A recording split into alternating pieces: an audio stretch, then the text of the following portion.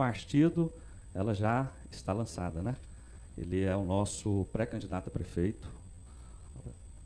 E eu creio que você fará muito pela cidade. E não só pela cidade de São Paulo, pelo estado de São Paulo, pelo nosso país. Você tem preparo para isso, você tem um talento nato, você é abençoado por Deus para conduzir essa cidade. Vou passar a palavra para você. Muito obrigado. Nosso presidente de honra, Pablo Marçal. Obrigado. Obrigado pela confiança, né? Se puder baixar o retorno, acho que está alto. Obrigado pela confiança do PRTB, do Leonardo Avalanche e de todas as pessoas. Eu pedi para ele uma condição de lançar oficialmente essa pré-candidatura no dia 15 agora. A gente já reservou um ginásio para fazer isso. E eu proponho um desafio para o povo da nossa cidade de São Paulo. Que se levante alguém com perfil, que eu acredito que todo cidadão que deu resultado na vida deveria pelo menos uma vez participar de um pleito político, deveria participar verdadeiramente de uma disputa eleitoral e lograr êxito nisso e servir como grandes nações colocam pessoas para servir ou em intercâmbio humanitário ou no próprio exército do seu país. Acredito que a política não é do perfil que essas pessoas estão tocando. Hoje o Brasil tem 70 mil políticos.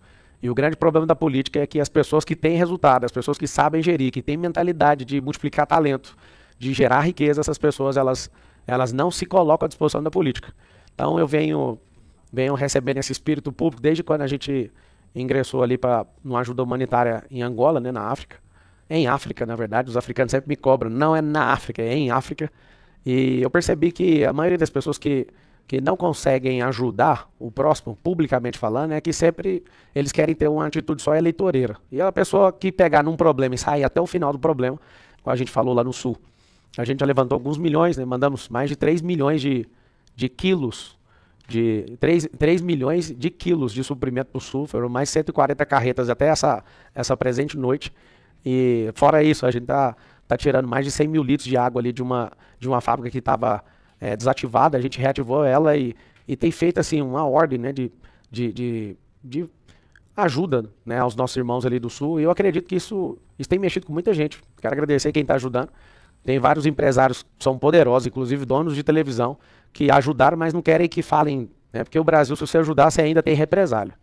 O Brasil é um país um pouco complicado por causa da mentalidade de miséria de muita gente. Eu me coloco à disposição do serviço público, apesar de parecer contraditório, porque é a minha vida inteira. Eu sou filho de funcionário público. Eu sempre imaginei, não quero mexer com isso nunca, né? Mas eu fui picado pelo espírito público, não por vontade de fazer um concurso, eu nunca prestei, mas por servir em outro continente. Por poder servir e ver que realmente as pessoas podem mudar. Uma coisa que aconteceu lá, que eu acredito que vai acontecer no nosso país, principalmente na nossa cidade de São Paulo, é que quando eu cheguei lá em 2019, eles moravam em casas, está terminando essa transição, né, que a gente se propôs a fazer mais de 350 casas lá. Acho que a gente já deve estar nos 38% da questão de urbanização. Em 2019, os homens não trabalhavam, as mulheres que iam para a roça pegar na enxada e as crianças cuidavam das crianças. E aí o que aconteceu? Eu fiz uma análise ali em 2019 que para terminar uma cidade para esse tanto de gente, precisaria na época de 25 milhões para fazer isso. Levantar essa grana, para mim, é simples para fazer isso. O problema é que a gente ia construir algo para eles. E aí agora, na minha última viagem para Angola, eu fiquei chocado em ver uma informação. Nós produzimos o tijolo lá, as pessoas todas aprenderam construção civil, então, aprenderam elétrica, aprenderam informática. Todas as pessoas que moram nesse assentamento chamado Camizungo, elas estão hoje em pleno emprego. Cara, eu não conseguia parar de chorar de ver que, alguns anos depois, eles mesmos fizeram os tijolos, eles mesmos construíram as casas, e um grande sinal. Algumas pessoas de lá, com essa habilidade, né, com essas horas de voo em construção, já foram convidadas para trabalhar em grandes empresas, alguns mudaram inclusive para o Brasil e começaram a prosperar. Então eu acredito numa única coisa na questão pública. Se a gente não fizer nosso povo mudar a mentalidade, não tem como, não tem caixa governamental que aguenta.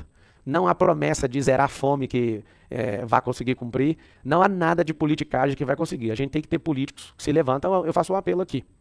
A gente vai lançar essa pré-candidatura oficialmente. Eu pedi essa condição para o presidente. Ele já sabe do meu coração. Meu coração está na cidade de São Paulo, está com ele. E agora esse peso aí de responsabilidade de ser presidente desse partido de forma honrosa, né, de ser o presidente de honra, eu aumento a minha responsabilidade, né, com o público, com vocês, com os outros partidos também. Apesar do nome ser partido, parece que está todo mundo contra o outro, mas se juntar essas partes, a gente constrói um Brasil diferente. E eu quero me colocar à disposição de outros partidos. Eu acho que política é feita com diálogo. Eu acho que A gente cansou um pouco dessa radicalidade, né? De puxar tanto para a esquerda e depois puxar tanto para a direita. Eu que sou piloto de corrida também, posso asseverar para vocês que um carro de corrida que está com problema de alinhamento, ele não termina a corrida em primeiro, não tem como. Por quê? O pneu é muito suave e se você falar que vai dar 15 voltas ali em Interlagos, você vai ter um problema. Porque se ficar puxando para um lado, que seja esquerda, que seja direita, o carro vai desgastar o pneu e a gente não consegue competir baixando segundo na frente, vai chegar ali em quinto para trás. Então precisamos alinhar a cidade de São Paulo, precisamos alinhar o estado de São Paulo, precisamos alinhar o Sudeste, a gente precisa alinhar as regiões, as 5.557 cidades do país, não com um herói. O Brasil não precisa de um herói. A gente está procurando um herói desde 1994 e a gente não acha. A gente perdeu o herói, o brasileiro mais extraordinário em 500 anos, e a gente não precisa de um herói. O povo precisa se levantar. Eu acho que a geração de ter um herói já passou, acho que a gente já está bem grandinho, com 200 anos de independência. No país onde a gente serve desde 2019, eles conseguiram independência, inclusive tem um irmão aqui angolano, de lá, está aqui presente, eles conseguiram a independência em 1975. E eu falo para eles, tenham paciência, a gente conseguiu a nossa tem 200 anos e ainda está engatinhando. Então o povo precisa agora ter a independência, a gente tem que ter uma independência mental, a gente tem que ter uma independência não só física, mas a da alma, onde a gente acredita de fato, e o recado que eu mando para todo mundo da cidade de São Paulo é, quando você percebeu ali, né, quando alarmou a crise, você percebeu que o Estado ele não dá conta de agir sozinho. Vamos triturar o Estado? Não, a gente tem que ajudar o Estado. Não é o Estado que tem que nos ajudar. Nós que somos empreendedores, nós somos 21 milhões de empresas no Brasil. Trabalhadores são 100 milhões. Se a gente se juntar, a gente olhar para o Estado como o Estado é devidamente, a gente não vai cobrar o Estado, a gente vai ajudar o Estado. Uma forma que eu achei de ajudar o Estado é levando ideia para o setor público, é me colocando à disposição. Eu que disputei a presidência da República em 2022, fui cancelado, faltando 13 dias para a eleição, eu virei, né, eu falei, cara, eu rodei 62 mil quilômetros. Muita gente acreditando que eu poderia chegar nisso. Eu não vou pegar o olhar de cada um, a confiança de cada um que eu rodei no Brasil inteiro e falar, acabou o jogo porque cancelaram minha candidatura. Conseguimos, com o presidente de São Paulo, na época do partido, converter isso para deputado federal. Em 13 dias de campanha, fui o 11º mais votado do estado de São Paulo, o único com votação em 645 cidades no estado de São Paulo, que significa que tive pelo menos um voto em todas as cidades.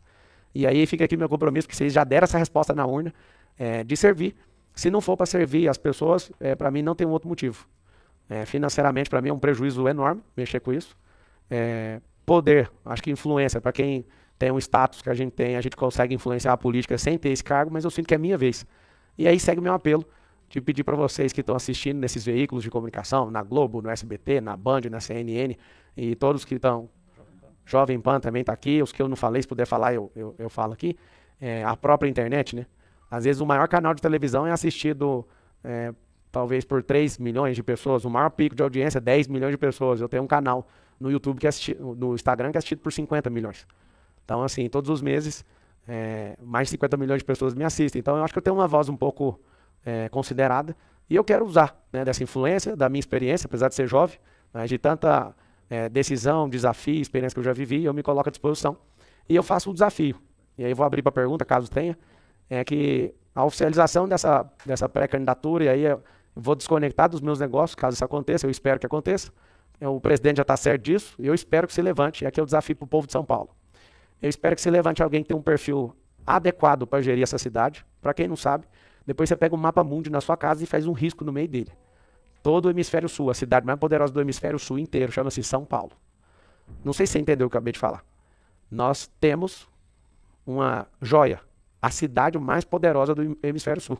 E se tiver gente que tem um entendimento, uma mentalidade de mudar a mentalidade do povo, alguém que é construtor de riqueza, que tem capacidade geradora de riqueza, alguém que tem diálogo, alguém que tem nobreza, alguém que inclusive já foi de periferia, alguém que estudou em escola pública a maior parte da vida, alguém que entende o anseio das pessoas, né? Eu que fui, a minha mãe por muitos anos foi faxineira, meu pai que serviu no serviço público também, eu tenho sensibilidade com isso, apesar da gente ter prosperado muito. Alguém criou entre nós uma divisão entre pobres e ricos, mas eu tenho orgulho de falar que eu já passei dos dois lados. Se você passou, você não é rico? Não, eu sou super rico, tem uma categoria de riqueza, não sei se você sabe, não foi eu que criei, de pessoas que têm mais de 150 milhões de patrimônio no Brasil, é pequena, mas eu já fui rico, já fui pobre, e eu posso falar que agora eu posso ser o prefeito da cidade mais poderosa do hemisfério sul, né? E aí, se vocês tiverem com isso, né, que é a mesma coisa que está no meu coração, a gente pode tornar essa cidade a mais relevante do mundo em alguns anos. E eu digo o seguinte, eu acredito não num projeto eleitoral.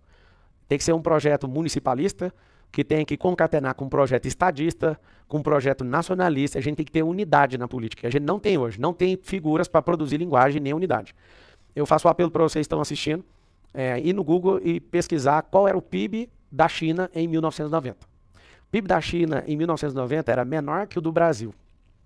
O PIB da China esse ano está ameaçando, PIB nominal, a empatar com o dos Estados Unidos.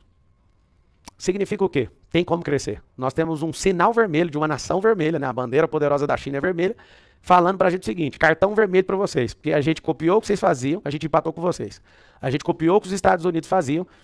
Tem um negócio que me impressionou, eu tenho negócio na China, é que em 3 anos de construção civil e de um plano nacionalista que eles criaram, em 3 anos, a China ela usou mais cimento em 3 anos do que os Estados Unidos da América em 100. Significa o quê? Significa que esse povo aprendeu a jogar na infraestrutura, aprendeu a jogar no turismo, aprendeu a jogar em tecnologia, inteligência artificial. Eles digitalizaram o país praticamente. No passado, ninguém gostava de um produto chinês porque eles faziam só cópia das coisas. Depois que o chinês cansou de copiar tudo de todo mundo, ele falou: agora nós vamos contratar os melhores cabeças, os melhores heads do mundo. Eles fizeram isso. Depois eles falaram: agora nós vamos profissionalizar nosso povo. Mas eles tinham um plano de 50 anos. Um plano de 50 anos idealizado, que eles não chegaram ainda na metade. E na metade eles já estão ultrapassando a nação mais poderosa do mundo. No máximo, em 2030, a China vai estar lá absolutamente atropelando os Estados Unidos da América. E não é para a gente discutir quem é melhor, porque se for olhar para agronegócio, aí vem em primeiro lugar Estados Unidos, depois China. Quem é o terceiro? Brasil. Não faz sentido a gente não ser, pelo menos nesses próximos 6 anos, a terceira nação mais próspera da Terra. E se tiver um plano nacionalista, concatenado com um plano estadista e municipalista de verdade, que transcende a politicagem, a tudo que os políticos gostam de fazer, porque é mania, né? Se a gente tem os piores tocando a gestão das nossas cidades, nós vamos ter as piores soluções. Então, eu acredito que essa solução que a China trouxe, a gente vai lançar aí no dia 15, então, caso não apareça alguém com um perfil, né, para gerir essa cidade, a cidade mais poderosa do Hemisfério Sul, me considere automaticamente a opção já disputando, e eu vou falar algo. A cidade de São Paulo vai ganhar alguém que está a fim de servir o povo. A cidade de São Paulo vai ganhar alguém que ama a inteligência, alguém que ama a sabedoria, alguém que ama o diálogo. Vocês vão ver pela primeira vez alguém que dá conta de conversar com o petista, com o PMDBista, que tem saco para aguentar os outros. Que se não tiver, então não tem como ser política. Porque política veio de politeia, que no grego a raiz é a palavra polis, que significa nada mais, nada menos do que política significa cidade no raiz da palavra. Só que politeia é organização de cidade. Acho que a nossa cidade tem deixado a desejar. Nosso atual prefeito, ele é um herdeiro político, acho que o povo ainda desconhece a presença dele. Pode ser uma pessoa muito boa, isso não é uma crítica, mas esse é um alerta. Né? Se a gente continuar do jeito que está, o máximo que a gente vai conseguir é resultado pior, porque repetir resultado é impossível. Por que é impossível repetir resultado? É impossível porque alguém que quer se reeleger tem que gastar todo o dinheiro que ele tem de sobra, de gordura, para se manter no poder. Significa que ele não dá conta de repetir o governo.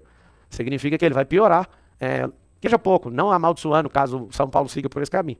Se a gente pegar alguém que é aventureiro, que gosta de aventura, que gosta de invadir as coisas dos outros, logo a sua casa vai estar invadida. Você pega alguém que gosta de romance, você não vai ter alguém que vai te chamar para o compromisso, né, de aguentar o tranco. Você pega alguém despreparado, que não sabe o peso de uma família, que não sabe o peso de ter nem colaboradores, que não sabe a experiência de ter gerado um posto de trabalho, que não sabe a experiência de aguentar o tranco, né, de gerir um negócio desse tamanho, a maior cidade do Hemisfério Sul.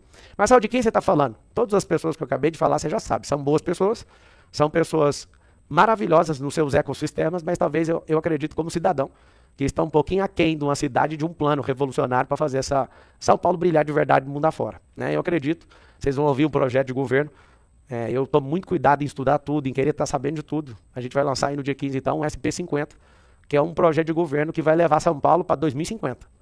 E aí você fala, mas como? Isso aí vamos apresentar isso para todos os setores, inclusive para sindicatos. Né? Às vezes você vê uma pessoa que se diz de direita, eles não dão conta de falar com sindicalista. Eu dou conta. Eu já fui trabalhador numa empresa de telefonia. Eu lembro que o diálogo, né, de briga com o sindicato era um negócio muito interessante. Era só para os funcionários ver. Mas depois que acabava aquele show no meio da rua, depois você consegue ter diálogo com todo mundo. Eu acredito no diálogo, eu acredito que o Brasil vai avançar nessa próxima, antes de terminar essa década. O Brasil precisa disso. Né? Nós estamos diante de um avanço tecnológico absurdo. E esse avanço, se a gente não se estabelecer, nós vamos virar uma nação escrava de nações tecnológicas. Eles vão resetar as bases da economia. O dinheiro está com 98% no digital, vai virar 100% digital nos próximos 6 meses, 6 anos, na verdade. Nossa indústria foi movida por uma energia suja, agora vai ser por uma energia limpa. O automobilismo vai ter um reset e vai passar tudo para energia solar. Ou seja, se o Brasil não se especializar nisso, nós vamos virar escravo desse povo. A gente vende minério precioso a preço de tonelada, que é barata, e depois a gente compra o nosso próprio produto a preço de grama. Ou seja, você vende o preço em tonel, as pessoas para levar isso embora falam, ó, vou pagar R$ 1.000 numa tonelada. E depois para comprar de volta eles vendem por 5.000 a grama para nós. Ou seja, a gente ainda não entendeu o jogo internacional. Então me coloco à disposição, aberto a perguntas agora para todos que quiserem fazer. Obrigado por vocês terem vindo. Obrigado à cidade de São Paulo, porque tem muitos anos que eu venho prosperando, esses últimos 25 anos que eu venho prosperando, estudando, mudando a minha mentalidade, mas eu tenho que deixar claro para que o mundo todo saiba. Depois que eu pisei nessa cidade, eu realmente prosperei, porque aqui é o centro financeiro da América Latina, do Hemisfério Sul, né? A cidade mais poderosa do Hemisfério Sul, e eu quero deixar aí registrado. Esse amor que eu tenho por São Paulo foi a terra que eu mais prosperei até hoje, e eu quero devolver isso pro povo, e quero te ver prosperando também. Tá bom? Muito obrigado.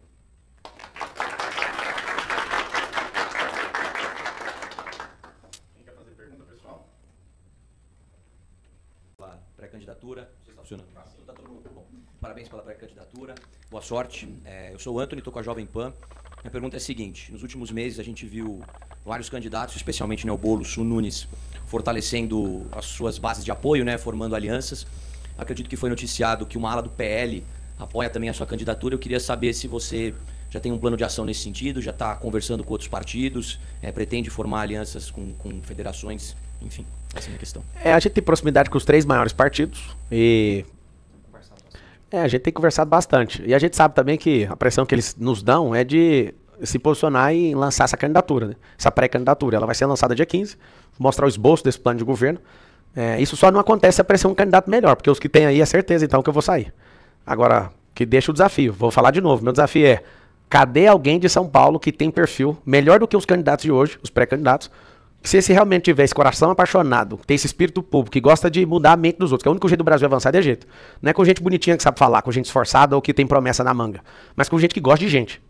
Na hora da crise você conhece um fraco, o Salomão já falou. Agora, esse é um momento interessante, né? Desses mais de 30 partidos, todos os partidos estão conversando o tempo inteiro. Porque o jogo é incerto. É um jogo ainda que ninguém sabe o resultado. Algumas pessoas, talvez um pouco ignorantes, já sabem o resultado. E o fato de ser ignorante já sabe, né? Vai mudar o resultado. Então ninguém sabe, por isso eu imagino que assim como estão conversando bastante, o partido deve estar conversando com mais 4, para ver o que vai virar. Acho que está muito prematuro ainda essas decisões. Acho que a partir do dia 15 aí do próximo mês, nessa oficialização mesmo, no evento, onde eu vou mostrar tudo isso, caso não apareça essa pessoa, a gente vai poder assumir também não só o diálogo, mas talvez essa unidade com grandes partidos aí.